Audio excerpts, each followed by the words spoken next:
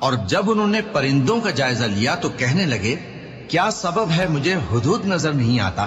کیا کہیں غائب ہو گیا ہے؟ میں اسے سخت سزا دوں گا یا ذبح کر ڈالوں گا یا میرے سامنے اپنی بے قصوری کی واضح دلیل پیش کرے۔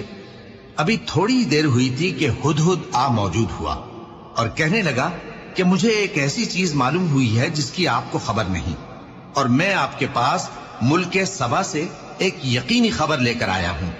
میں نے ایک عورت دیکھی کہ ان لوگوں پر حکومت کرتی ہے اور ہر چیز اسے میسر ہے، اور اس کا ایک شاندار تخت ہے۔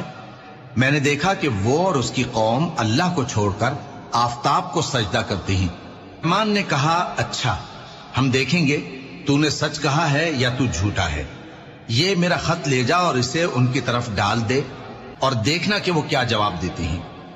ملکہ نے کہا کہ دربار والوں، مجھ تک ایک نامہ گرامی پہنچایا گیا ہے، وہ سلیمان کی طرف سے ہے، اور مضمون یہ ہے کہ شروع اللہ کا نام لے کر جو بڑا مہربان نہایت رحم والا ہے، بعد اس کے یہ کہ مجھ سے سرکشی نہ کرو اور مطیع